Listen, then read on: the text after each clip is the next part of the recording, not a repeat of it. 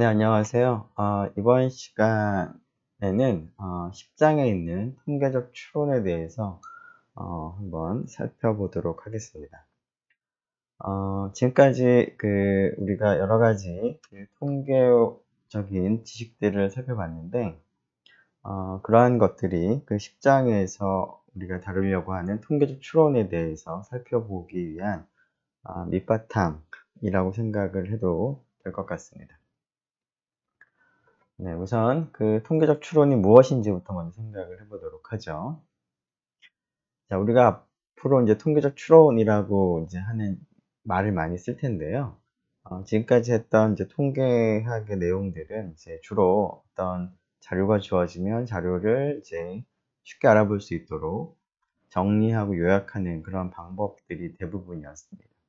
그리고 물론 지금까지 했던 내용들 중에는 이제 통계적 추론에서 우리가 사용하기 위해서 확률론에 대한 기본적인 내용과 그리고 확률 변수, 분포에 대한 얘기들을 다루었습니다.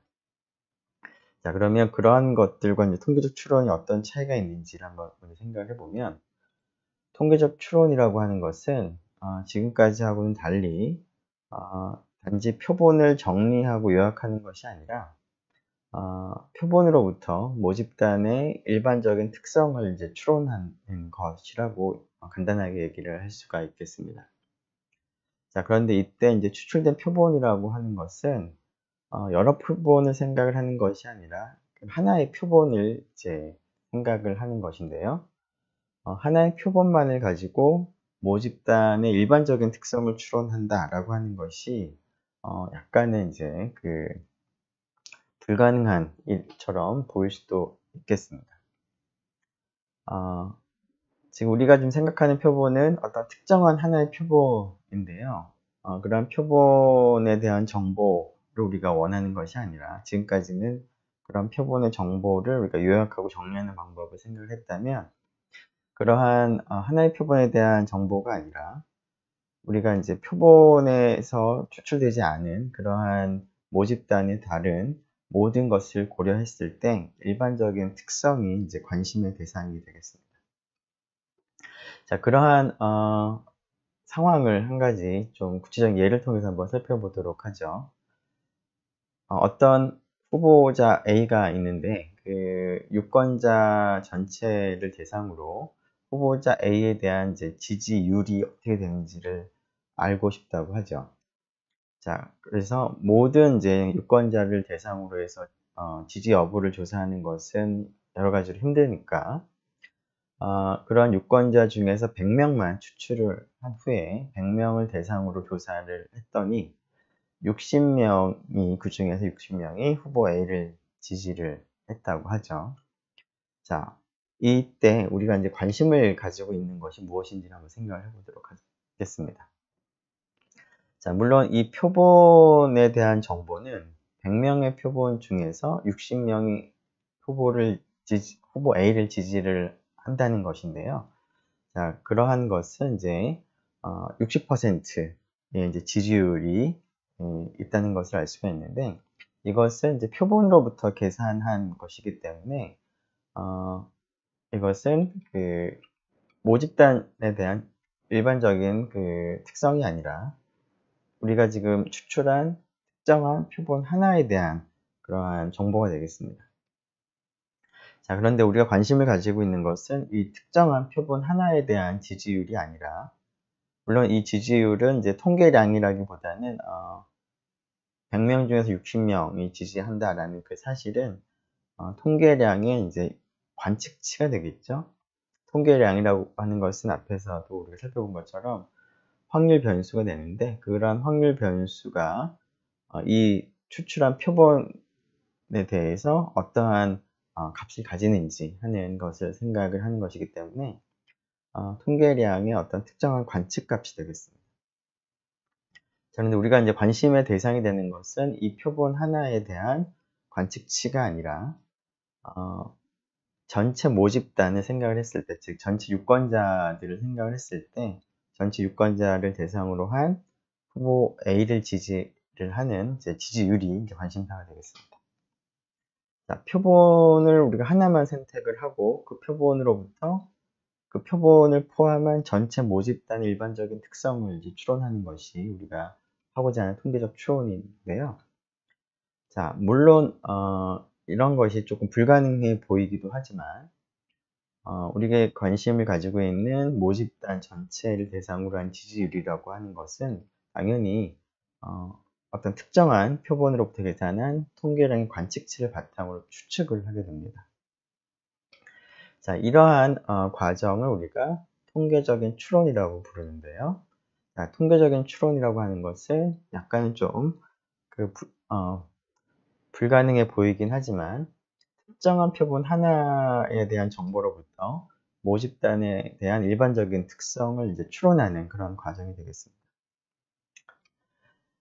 자, 이것을 조금 다른 말로 표현을 하자면 특정한 표본이 가지고 있는 정보를 분석을 해서 모수에 관한 어떤 결론을 유도를 하고 혹은 모수에 대한 가설이 옳은지 그른지를 판단하는 것이라고 일반적으로 얘기를 할 수가 있겠습니다.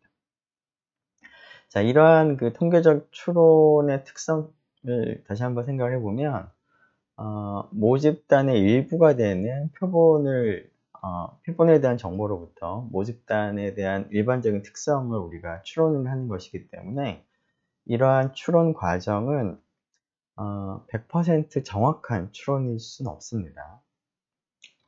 즉, 통계적 추론의 그 특성상 필연적으로 통계적 추론으로 얻는 결론에는 부정확성이 포함이 될 수밖에 없겠습니다. 따라서 우리가 통계적인 추론을 통해서 모수에 관한 결론을 유도를 하고 모수에 대한 가설이 옳은지 그른지를 판단을 할 때 그러한 결론이 얼마나 정확한지 혹은 부정확한지를 우리가 구체적으로 나타내는 것이 필요한데요.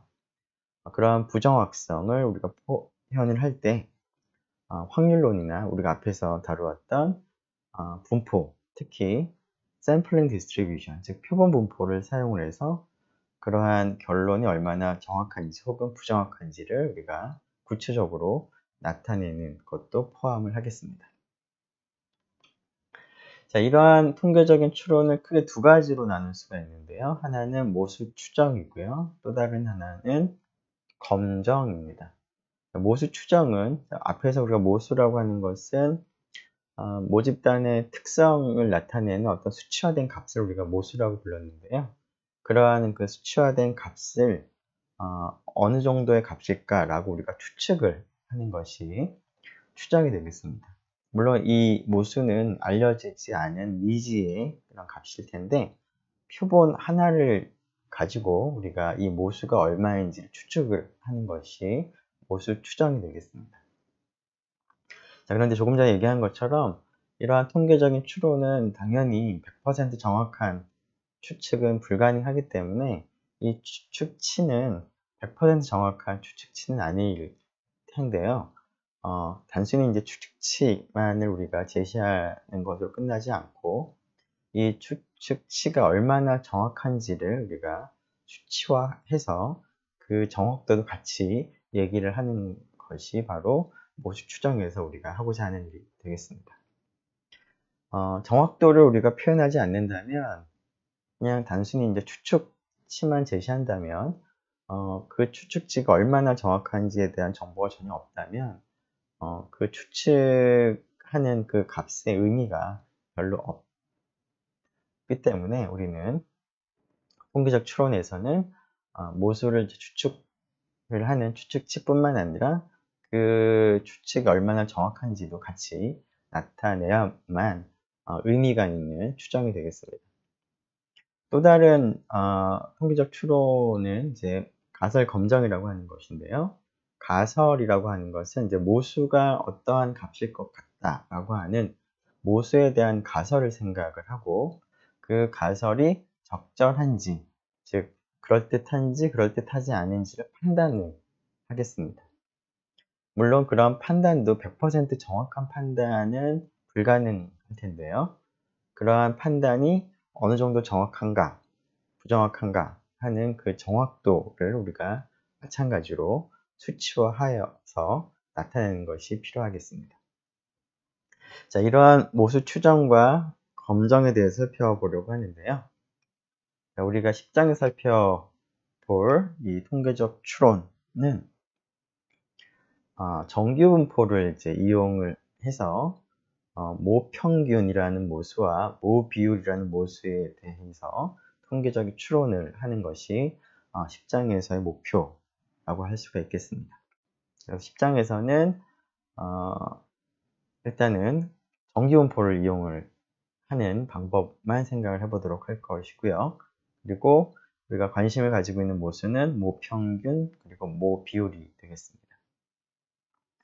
자, 앞에서 정규분포를 이용을 한다라고 했는데 정규분포를 이용을 한다라고 하는 것은 모집단이 정규분포를 따르는 경우에 대해서 모집단의 평균과 모비율에 대한 추정 검정을 우리가 다룰 것인데 그것뿐만 아니라 정규 모집단이 아니라고 하더라도 표본의 크기가 충분히 큰 경우에는 우리가 앞에서 9장에서 살펴본 것처럼 모집단의 평균에 대한 추정량으로 우리가 X바라고 하는 표본 평균을 우리가 아마도 사용을 할 것 같은데 그 표본 평균 X바의 분포가 모집단의 분포하고 상관없이 표본의 크기가 충분히 크면 중심극한 정리에 의해서 근사적으로 정규분포를 따른다라는 내용을 우리가 확인한 적이 있는데요. 그 사실을 이제 생각을 한다면 모집단의 분포가 정규분포가 아니라고 하더라도 표본의 크기가 충분히 크면 우리가 정규분포를 이용을 할 수가 있겠습니다. 자, 그래서 우리가 살펴볼 모집단은 정규 모집단 혹은 표본의 크기가 큰 경우에 대해서만 살펴보도록 하겠습니다. 일단 10장에서는 자, 이러한 추정 혹은 검정을 우리가 지금 생각을 하려고 하는 것이 구체적으로 어떠한 것인지를 좀 생각을 해볼 수 있도록 모집단의 평균에 대한 추론과 모집단의 비율, 모비율에 대한 추론의 예를 하나씩 생각을 해보도록 하겠습니다. 첫 번째 예제를 살펴보죠. 첫 번째 예제에서는 어떤 도시의 청소년기 성장에 관한 연구를 위해서 중학교 1학년 남학생 30명을 임의로 추출해서 키를 측정을 했는데 그 결과가 다음과 같습니다. 자, 이것이 하나의 표본의 값이죠. 표본이 되겠습니다. 자, 이 표본에 대해서 우리가 이 정보를 요약을 하고 그다음에 정리하는 그런 방법들은 앞에서 많이 다루었는데요. 자, 이러한 30개의 자료에 대해서 다양하게 우리가 요약을 하는 방법들을 한번 적용을 해보도록 하죠. 우선 첫 번째로 이 표본의 평균을 계산을 해볼 수가 있겠습니다. 자, 이런 것들은 전부 다 이제 그 표본을 통해서 계산하는 것들인 거니까 통계량이라고 볼 수가 있고요. 물론 통계량의 관측치를 우리가 생각을 할 수가 있겠습니다. 자, 표본 평균이라고 하는 통계량의 관측치 x 스몰 x 바는 이 경우에 계산을 해보면 160.20이 나오는 것 같고요. 표본의 표준 편차 또 계산을 해보면 S가 5.99가 나옵니다. 그리고 제1 4분위수, 제2 4분위수, 제3 4분위수 등도 우리가 계산을 해볼 수가 있겠습니다.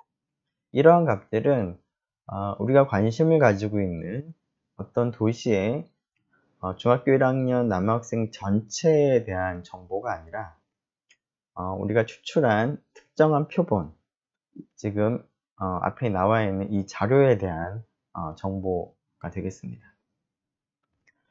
자, 그런데 우리가 관심을 가지고 있는 것은 단순히 이 30명의 정보가 아니라 전체 중학교 1학년 남학생 전체의 키에 대한 정보가 우리가 관심을 가진 대상이 될 텐데요.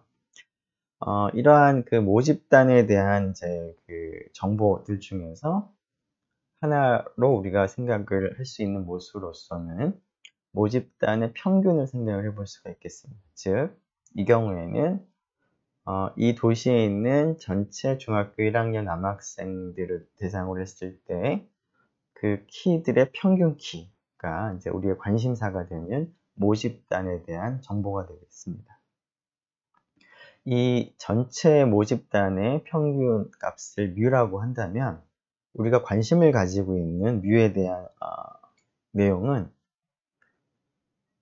과연 뮤라고 하는 값이 이제 미지의 값인데 그 값이 어느 정도의 값일까라고 우리가 추측을 하는 것이 이제 우리가 원하는 우리가 하고자 하는 그 뮤에 대한 추론의 하나의 이그젬플이 되겠습니다. 자, 뮤의 값을 하나의 값으로 추측하는 것을 우리가 점 추정이라고 부르는데요. 점이라고 하는 말은 이제 하나의 값을 이제 구간하고 이제 구분을 하기 위해서 점이라는 표현을 썼는데요. 점이라는 말 대신에 우리가 구간 추정이라는 말을 사용하기도 하는데 1번에서 그 뮤를 하나의 값으로 추정을 한다라고 했을 때 뭐 예를 들어서 뮤가 뭐 어떤 사람이 추정을 해보니까 160인 것 같다 라고 추정을 했다고 합시다. 자, 그랬을 때 그 160이라고 하는 값이 실제 모수 뮤와 동일할 가능성을 생각을 해보면 그것은 거의 0에 가까울 것 같은데요. 따라서 하나의 값으로 추정을 하는 것은 굉장히 이제 부정확도가 높아지는 그러한 추정 방법이 되겠습니다. 그래서 그러한 그 점 추정 대신에 뮤가 딱 하나의 값을 추정하지 말고 대략적으로 뮤가 어떤 값과 어떤 값 사이에 있을 것 같다 라는 형태로 추정을 한다면 조금 더 그 추정이 정확해질 것 같은데 그러한 추정을 우리가 보통 구간 추정이라고 부릅니다. 즉 뮤가 포함될 만한 적당한 구간을 제시를 하는 것입니다. 그런 의미에서 이러한 추정을 구간 추정이라고 부르겠습니다. 그래서 뮤에 대한 추론의 뭐 한 가지 예로서 뮤가 어떠한 하나의 값으로 우리가 추정을 할 수도 있을 것이고 뮤가 포함될 만한 적당한 구간을 제시하는 방식의 구간 추정도 가능하겠습니다. 또 다른 예로서 지금 1번과 2번은 앞에서 그 모수에 대한 추론, 통계적인 추론은 크게 두 가지 형태가 있다라고 얘기를 했었는데요. 하나가 추정이었고 또 다른 하나가 검정이었습니다. 1번, 2번은 모두 추정에 해당하는 것이고요. 검정에 해당하는 한 가지 예를 생각을 한번 해보죠. 자, 이 도시의 전체 그 중학교 1학년 남학생의 평균 키가 5년 전에는 155cm였다고 하죠. 그래서 5년이 이제 흘러서 현재의 그 중학교 1학년 남학생의 평균 키가 뮤가 될 텐데요. 그 뮤가 5년 전의 평균 값인 155cm와 다른지 아니면 뭐 별반 다르지 않은지 하는 것을 우리가 판단을 하고자 한다라고 한다면 뮤가 155와 같다 혹은 다르다 라고 하는 이제 가설을 우리가 수립을 하고 그 가설이 그럴듯한 가설인지 아닌지를 이제 판단을 하는 것이 또 필요하겠습니다. 즉 이와 같이 모수의 값이 어떤 값과 같다 혹은 다르다 혹은 뭐 여기서는 뭐 나오진 않았지만 어떤 값보다 크다 혹은 어떤 값보다 작다 라는 형태의 가설을 우리가 생각을 하고 그 가설이 그럴듯하다 안 하다를 판단하는 것을 우리가 가설 검정이라고 부릅니다. 자, 이와 같은 것이 그 모집단의 평균에 대한 추론의 예가 되겠습니다.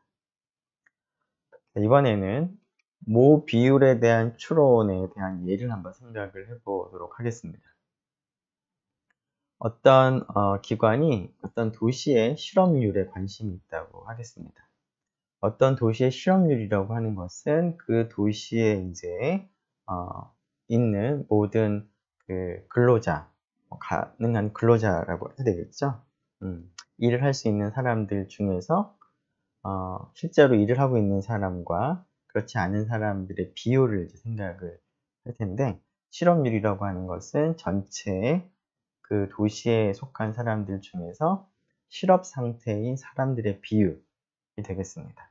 즉, P라고 하는 실업률은 모집단의 어떤 특정한 그 범주에 대해서 어떤 특정한 그 관점에 대해서 그 값을 가지는 이제 비율이 되겠습니다. 자, 그러한 것을 우리가 보통 모비율이라고 부르는데요. 자, 이런 모비율을 갖다가 이제 얻기 위해서는 그 모집단 전체를 다 조사를 해야 되겠습니다. 자, 그런데 모집단을 다 조사하는 것은 당연히 여러 가지로 힘들기 때문에 앞에서와 비슷하게 이 모집단에서 적절한 표본을 우리가 추출하고 표본으로부터 어떤 특정한 값을 계산을 하고 그 표본의 값을 통해서 P를 우리가 이제 추론을 하는 것이 일반적인 방법이 되겠습니다. 자, 그래서 이 도시에서 500명을 추출했더니 그 중에서 41명이 실업자였다 라고 하는 표본의 그 자료가 있다라고 한다면, 표본만을 생각을 했을 때 실업률은 500명 중에서 41명이 41명이 실업이 되는 거니까 표본의 실업률은 0.082가 되겠습니다. 자, 우리가 모집단의 비율은 P라고 표기를 하는 게 보통이고요. 표본의 비율은 P 해시라고 보통 표기를 합니다. 우리가 앞에서 그 평균을 생각을 할 때 모수는 뮤라고 표현을 하고, 그 다음에 뮤에 대한 추정을 하기 위해서 우리가 보통 표본 평균 X바를 생각을 하는데, 뮤가 모수고, 그 다음에 그거에 대한 이제 통계량이 X바였던 것과 비슷하게 모비율은 P로 나타내고 통계량은 P 햇수로 나타내겠습니다. 자, 물론 지금 0.08이라고 하는 것은 P 햇이라고 하는 통계량의 어떤 특정한 관측 값이 되겠습니다. 우리가 좀 선택한 표본으로부터 관측이 되는 이 통계량의 값이 0.082가 되겠습니다. 자, 물론 우리가 관심을 가지고 있는 것은 P 햇이 아니라 P가 되죠. 즉, 그 도시 전체를 생각을 했을 때 실업률에 관심을 가지고 있습니다. 그럼 구체적으로 P에 대한 어떠한 정보가 우리의 관심사가 되는지 생각을 한번 해보죠. 앞에서 비슷하게 P의 값이 얼마인지를 하나의 값으로 우리가 추측을 하는 그러한 것을 우리가 필요한 경우가 있겠습니다. 자, 이러한 경우는 이제 앞에서와 비슷하게 점추정이라고 부르는데요. 앞에서도 마찬가지긴 하는데, P라고 하는 값을, 즉 모수의 값을 하나의 값으로 추정을 할 때, 그 값이 얼마쯤일 것 같다라고 하는 추측치만 제시하는 것이 아니라 그 추측이 얼마나 정확한지 부정확한지도 수치화해서 나타내는 것이 필요합니다. 자, 앞에서와 마찬가지로 그 오차의 한계라고 하는 그러한 개념을 도입을 해서 이 점추정이 얼마나 정확한지 부정확한지를 우리가 나타낼 수가 있습니다. 이 오차의 한계라고 하는 부분을 어떻게 우리가 표시할 수 있을지는 앞으로 점추정에 대해서 조금 자세히 살펴볼 때 다시 한번 얘기하도록 하죠. 또 다른 추정으로는 P의 값을 하나의 값을 추정하는 것은 굉장히 부정확할 것 같기 때문에 그렇게 하는 것 대신에 어떤 값과 어떤 값 사이에 있을 것 같다라고 P가 포함될 만한, P를 포함할 만한 적당한 구간을 제시하는 그러한 방법도 P에 대한 우리가 관심을 가지고 있는 추론의 한 가지 이해가 되겠습니다. 물론 이 경우에 구간 추정이라고 부릅니다. 네, 또 다른 추론의 example로 1번, 2번은 이제 추정이었는데요. 이제 검정을 생각을 해볼 수가 있는데요. 자, 기존에 그 실업률이 얼마였는지가 아마 있었을 텐데, 그 기존의 실업률과 비교를 해서 현재의 실업률이 높은지 혹은 낮은지를 우리가 판단을 하고 싶은 경우가 있을 텐데요. 그러한 경우에 지금 현재 실업률 P가 기존의 그 실업률보다 크다 혹은 작다라고 하는 가설을 우리가 도입을 하고, 그 가설이 그럴듯한지 그럴듯하지 않은지를 판단하는 그러한 것도 우리가 관심을 가지고 있는 보수 P에 대한 추론의 예가 되겠습니다.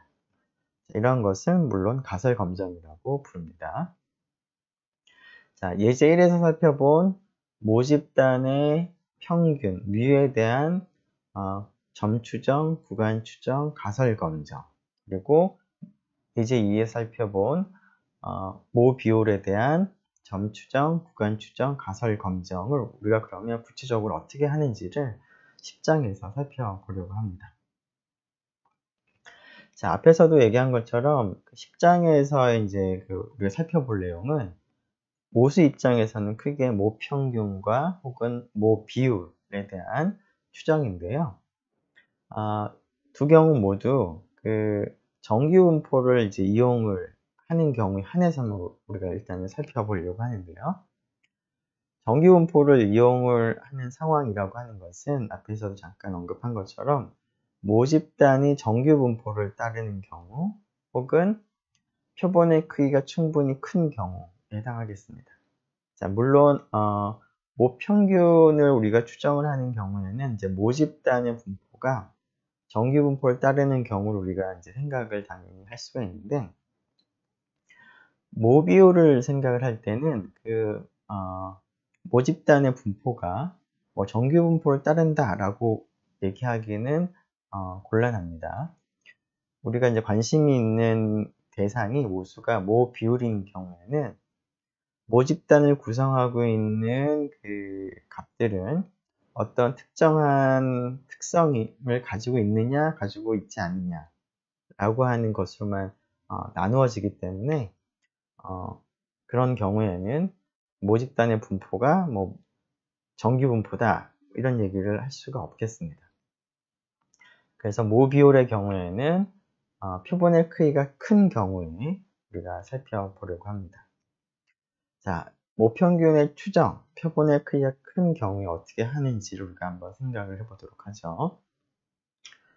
자, 모수 추정을 우리가 이제 주로 관심을 먼저 가지도록 할 텐데요. 검정은 그 추정을 다 하고 나서 살펴보도록 하겠습니다. 자, 모수 추정은 크게 두 가지 형태가 있다라고 앞에서 얘기를 했었는데, 첫 번째가 점 추정이고요. 두 번째가 구간 추정이 되겠습니다. 점 추정은 모수의 값을 하나의 값으로 우리가 추측을 하는 것입니다. 자, 물론 임의의 값을 갖다가 이제 추측치로 제시를 하는 것은 아닐 거고, 표본에 근거해서 아마도 모수의 값과 비슷할 것 같다라고 예상되는 값을 이제 제시를 물론 하겠습니다. 어쨌거나 그러한 하나의 값을 제시를 하는 것이 점 추정이 되는데요. 이에 반해서 구간 추정은 그 모수가 어떤 범위에 있을 것 같다라고 범위를 제시하는 것, 다른 말로 구간을 제시하는 것이 바로 구간 추정이 되겠습니다. 자, 우선 간단해 보이는 점 추정부터 한번 살펴보도록 하죠. 자, 점 추정과 관련해서 몇 가지 용어들을 먼저 살펴보도록 하겠습니다.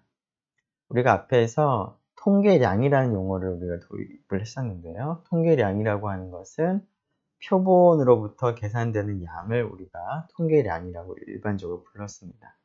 이러한 통계량은 표본으로부터 계산되기 때문에 표본에 따라서 그 값이 바뀐다라는 측면에서 하나의 확률 변수다 라는 그런 말을 했었는데요. 자, 이러한 통계량들 중에서 모수의 값이 얼마인지를 추정을 하기 위한 용도로 우리가 생각을 하는, 그런 용도로 우리가 도입을 하는 통계량을 다른 말로 추정량이라고 부르겠습니다. 말 그대로 추정을 위한 통계량을 간단하게 줄여서 추정량 추정량이라고 부르도록 하겠습니다. 자, 추정량이라고 하는 것도 하나의 이제 확률 변수가 될 텐데요.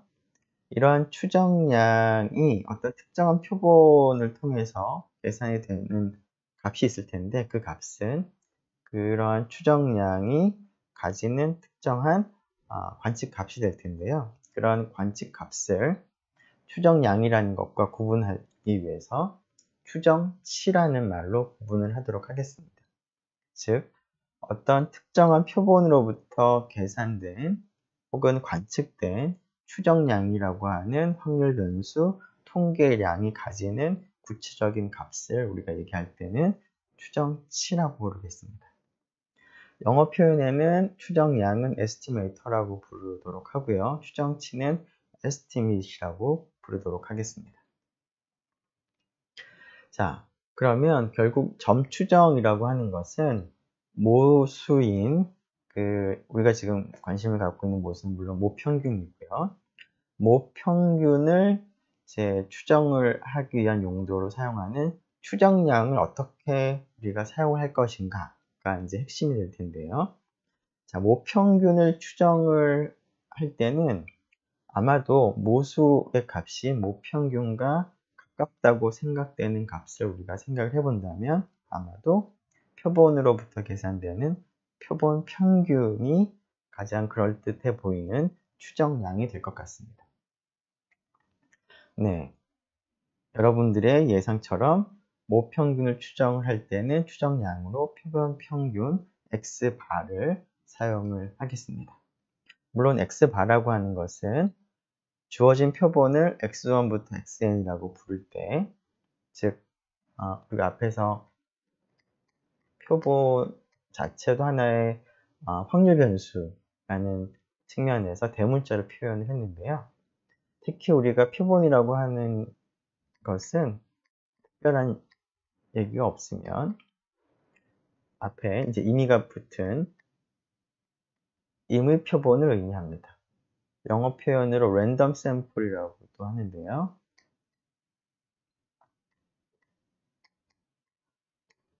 임의 표본의 정의를 다시 한번 생각을 해보면 xi들의 분포가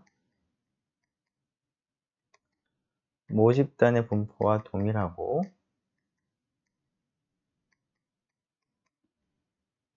그 다음에 x1부터 xn은 서로 독립인 그런 특징을 가지고 있는 확률 변수를 우리가 이제 임의 표본이라고 부를 텐데, 그런 임의 표본으로부터 그 값을 다 더해서 크기로 나눠준 값을 우리가 x바라고 표기를 하고 이것을 우리가 표본 평균이라고 부르죠. 자, 이 표본 평균을 모평균에 대한 추정량으로 우리가 보통 사용을 합니다. 그 이유는 표본으로부터 계산되는 값 중에서 모수의 값과 가까울 것 같다라고 예상되는 값이 바로 x바이기 때문에 그런 것이죠. 자, 그런데 왜 이러한 x바가 모수의 값과 가까울 것이라고 예상을 하는지 그 근거를 제시하자면, 우리가 앞에서 임의 표본의 특성을 살펴볼 때 x1부터 xn이 임의 표본이면 x바의 평균이 모집단의 평균과 동일하다라는 것을 우리가 확인을 한 적이 있었는데요. 자, 이러한 근거에 의해서 뮤에 대한 추정치로서 x바를 제시를 하는 것이죠. 추정량으로서. 즉, x바가 확률 변수가 되기 때문에 표본에 따라서 바뀌기는 하지만 표본을 갖다가 여러 번 뽑아서 x바를 여러 번 계산해 보면 그런 것의 기대값이 뮤가 되므로 x바가 아마도 뮤하고 크게 다르지는 않을 것 같다라고 우리가 예상을 해볼 수가 있겠습니다. 네, 그래서 x바를 추정량으로 쓰는 근거를 생각해 보자면 바로 이러한 성질이 x바를 뮤에 대한 추정량으로 쓰는 근거라고 볼 수가 있겠습니다. 자, 앞에 있는 예제 1의 생각을 해보죠. 앞에 있는 예제 1은 이제 중학교 1학년 남학생들 중에서 30명을 뽑아서 30명의 이제 키를 조사한 자료였는데요. 그 예제에서 보수, 즉, 그 도시에 살고 있는 중학교 1학년 남학생들 전체의 평균이 지금 알고 싶은데, 이 값이 얼마쯤일 것 같다라고 하나의 값으로 추정을 하는 방법이 지금 방금 얘기한 것처럼 x바가 될 테니까 그 표본으로부터 x바를 계산을 해보죠. 그러면 그것은 추정량으로부터 계산한 특정한 관측값인 추정치가 될 텐데요. 그래서 소문자로 표시를 해볼 수가 있을 것 같고요. 이 값이 앞에서 160.02 정도 나온 것 같습니다. 그래서 표본 평균이 그 표본에 대해서는 160.20이 나온, 20이네요.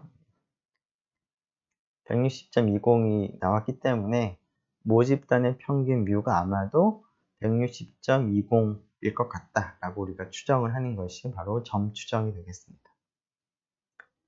자, 그런데 우리가 이렇게 그 모집단의 평균 뮤가 얼마일 것 같다라고 추정치만 제시를 한다면 아무런 의미가 없겠습니다. 그냥 아무 값이나 제시하고 뭐 내 추측이 그렇다라고 뭐 하는 거라면 뭐 그 추측치, 추정치가 얼마나 정확한지 얼마나 뭐 부정확한지 전혀 알 수가 없다면 추측하는 그 과정이 별 의미가 없겠습니다. 자, 그래서 우리는 그 추정을 할 때 그 추측치, 추정치를 제시하는 것뿐만 아니라 그 추정치가 얼마나 정확한지 하는 것도 우리가 구체적으로 수치화해서 나타내는 것이 필요로 하는데, 우리가 그러한 그 추정이 얼마나 정확한지를 나타낼 때 우리가 보통 표준 오차라고 하는 개념을 도입을 합니다. 자, 어떤 확률 변수, 여기서는 이제 추정량이 될 텐데요. 추정량이 얼마나 정확하냐를 우리가 이제 수치화하는 한 가지 개념으로서 지금은 이제 x바인데 x바의 그 분산을 생각을 한번 해보죠. 자, 분산이라는 것은 어떤 의미를 갖는지 한번 생각해 보면 지금 x바의 평균은 뮤가 되는데,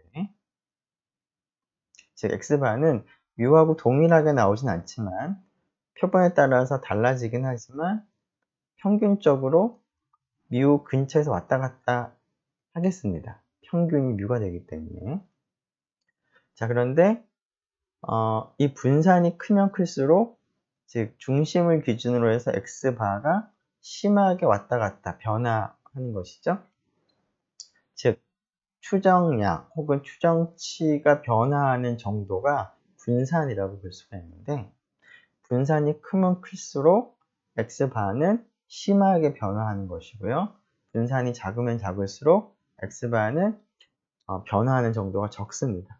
그만큼 x바라고 하는 것이 뮤의 분산이 크다면 좀 멀리 떨어져 있을 것 같고, 그 다음에 분산이 작다면 뮤하고 x바가 비교적 가깝게 있을 것 같다라고 우리가 얘기를 할 수가 있겠습니다. 자, 그런 의미에서 우리가 그 추정치가 얼마나 정확하냐, 부정확하냐라고 하는 개념을 우리가 나타내는 방법으로서 추정량의 표준 편차를 제시를 우리가 할 수가 있습니다. 자, 추정량의 표준 편차를 일반적으로 우리가 표준 오차라고 부릅니다. 그 이유는 표준 편차의 개념을 다시 한번 생각해 보면 표준 편차는 평균, 그 중심으로부터, 즉 추정량의 중심으로부터, 여기서는 뮤가 되죠? 중심으로부터 평균적으로 떨어져 있는 정도가 됩니다. 즉 떨어져 있는 정도는 오차가 될 텐데 그게 평균적으로 어느 정도의 오차냐라는 것이죠. 그래서 오차긴 오차인데 평균적인 오차다 라는 말을 우리가 사용을 표준 오차라는 말로 한다라고 생각을 하면 되겠습니다. 자, 그래서 추정량의 정확도는 뭐 이 경우 x바의 경우뿐만 아니라 일반적으로 다른 모수에 대한 다른 추정량을 생각을 할 때도 그 추정량의 표준 편차를 가지고 표준 오차로 우리가 얘기를 하고, 이 표준 오차를 가지고 추정량이 얼마나 정확한지 부정확한지를 측정하는 개념으로 사용을 합니다.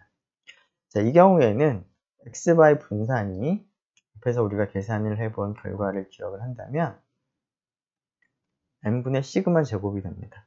따라서 표준 편차는 분산의 그 양의 제곱근을 택하는 값인데요. 그래서 우리가 스탠다드 디비에이션이라고 해서 간단하게 SD라고 표기를 이제 할 수 있을 텐데, SD는 xby xd는 루트 n분의 시그마가 되겠습니다.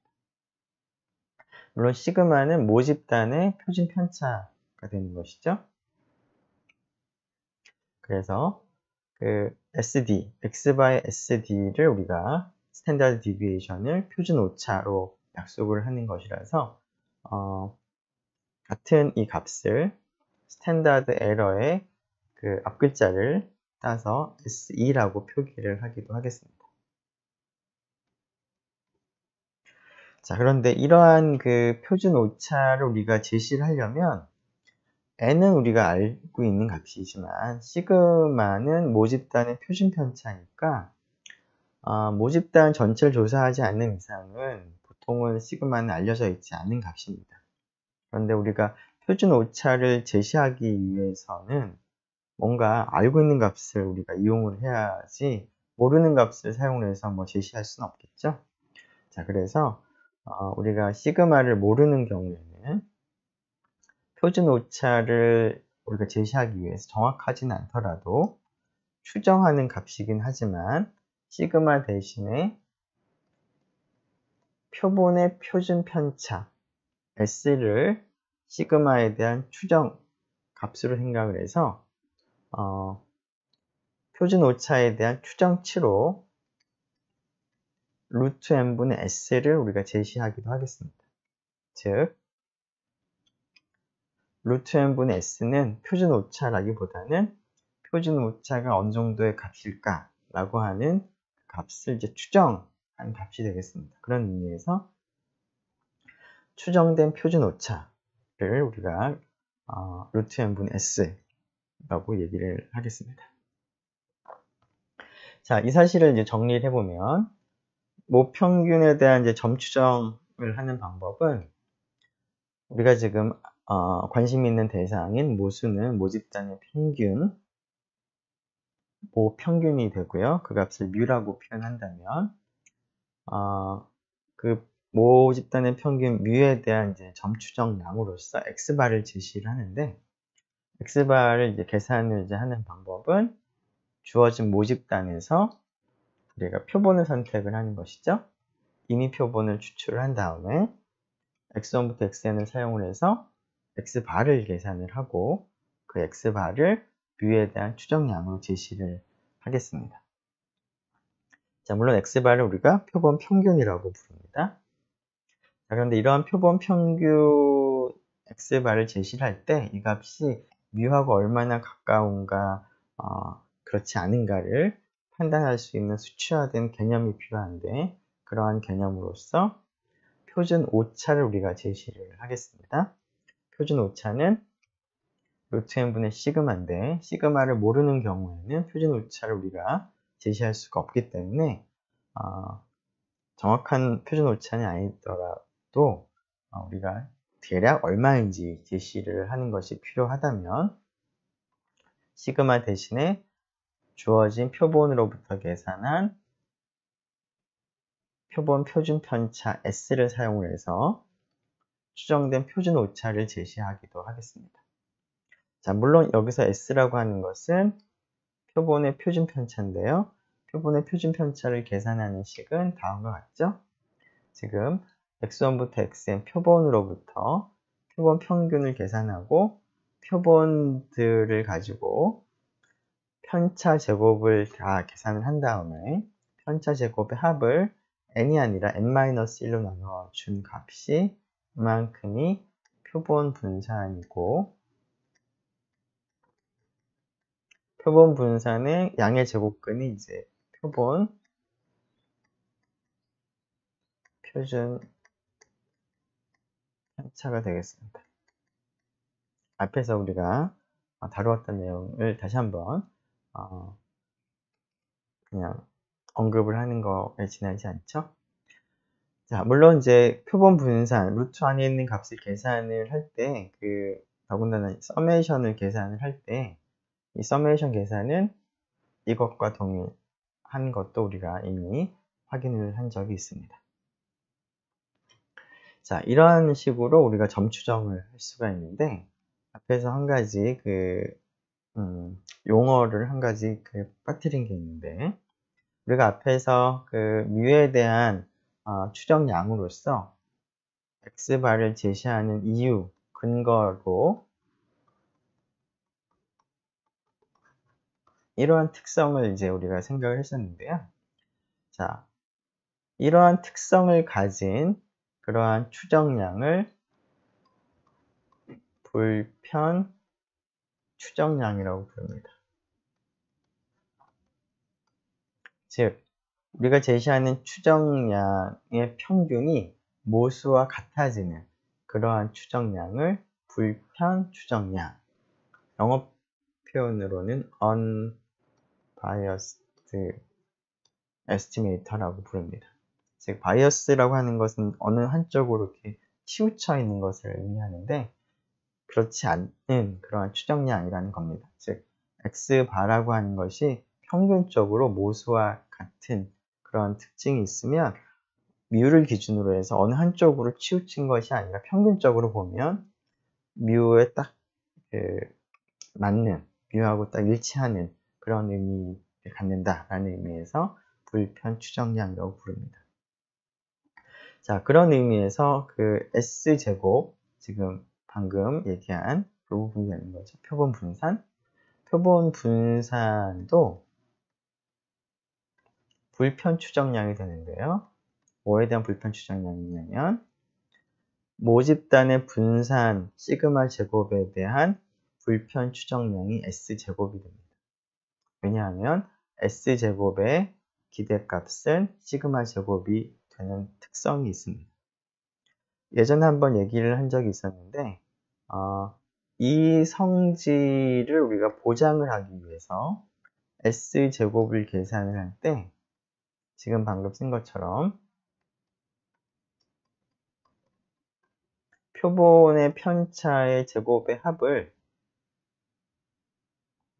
n으로 나눠주는 것이 아니라 n-1로 나눠주는 이유가 이 성질을 보장하기 위해서입니다.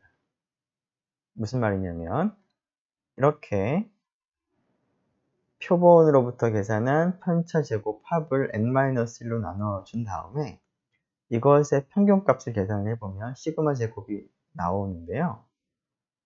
그렇다는 뜻은 우리가 그냥 직관적으로 생각하는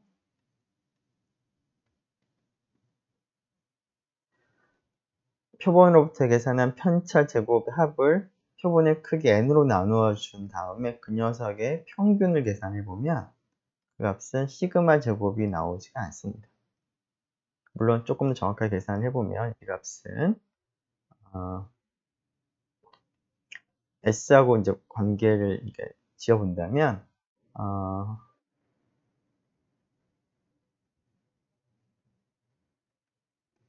S제곱을 계산한 다음에 n분의 n-1을 곱한 것이 이것과 동일하겠죠?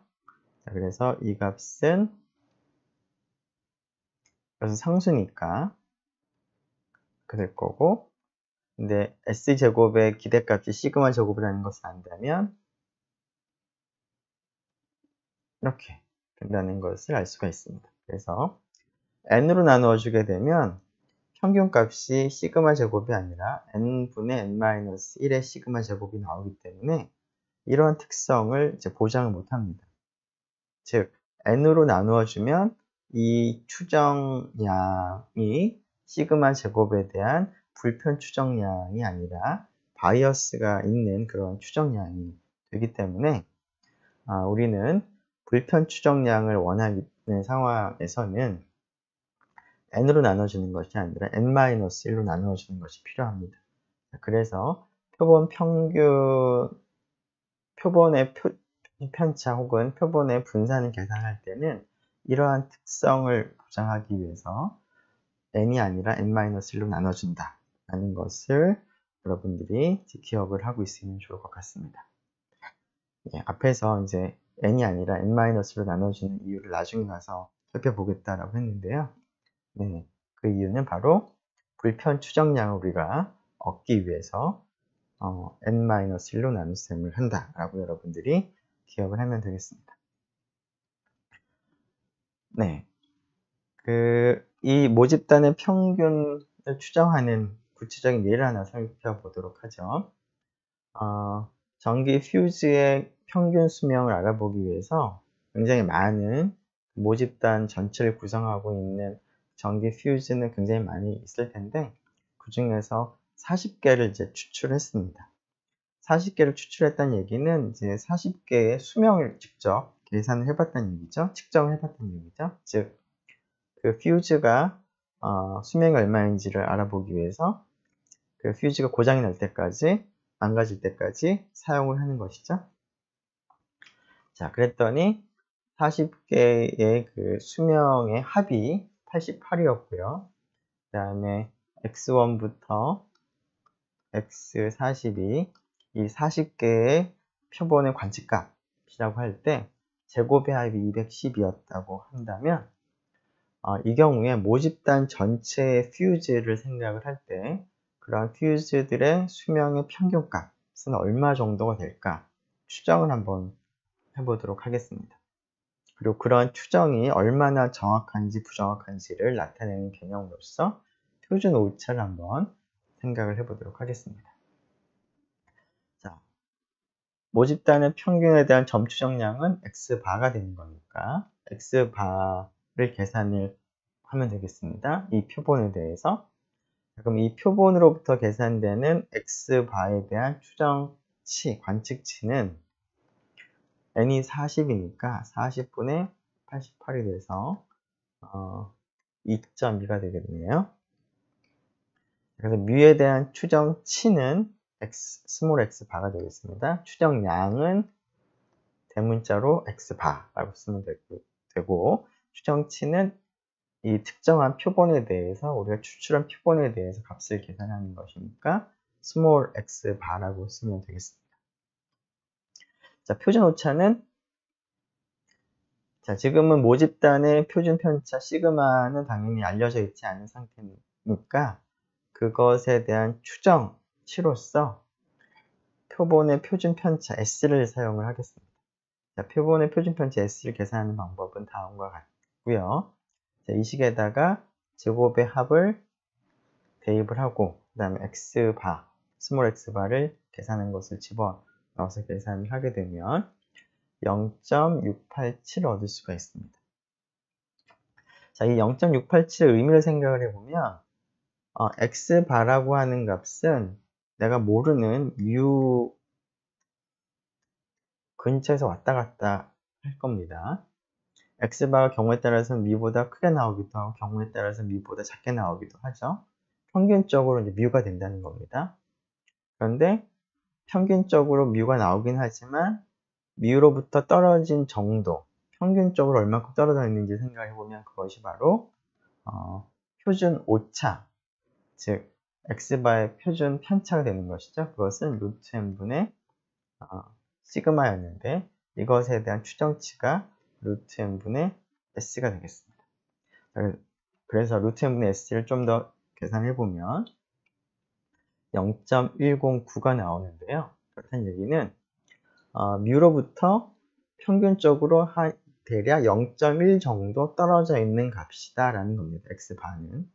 근데 그 값이 지금 2.2가 나온 거라는 거죠. 그렇다는 얘기는 뮤는 지금 2.2가 뮤로부터 큰 값이었을 수도 있고요. 뮤로부터 작은 값일 수도 있었을 텐데 평균적으로 뮤로부터 대략 0.1 정도 떨어진 값이 이제 보통 x바가 나온다라는 그런 의미가 되는 거니까 뮤는 아마도 2.2에서 0.1 정도 떨어진, 즉 2.2가 미보다 큰 값이라면 이 값은 대략 2.2에서 0.1 정도를 뺀 값 정도쯤일 것 같다. u가 2.2보다 큰 값이라면 이 값은 2.2에서 평균적으로 0.109 정도 더한 값 정도일 것 같다 라는 것을 우리가 추측을 할 수가 있겠습니다. 즉, 이 표준 오차를 통해서 u가 정확하게 2.2는 안 나오겠지만 2.2를 기준으로 해서 플러스 마이너스 0.1 정도 범위에 아마도 대략적으로 떨어져 있을 것 같다 라고 우리가 얘기를 할 수가 있겠습니다. 그런 의미에서 이 추정된 표준 오차 혹은 표준 오차가 추정치 2.2가 μ하고 얼마나 가까운지를 나타내는 그러한 개념으로 우리가 사용을 할 수가 있겠습니다. 네, 구간 추정에 대해서는 잠깐 쉬었다가 살펴보도록 하죠.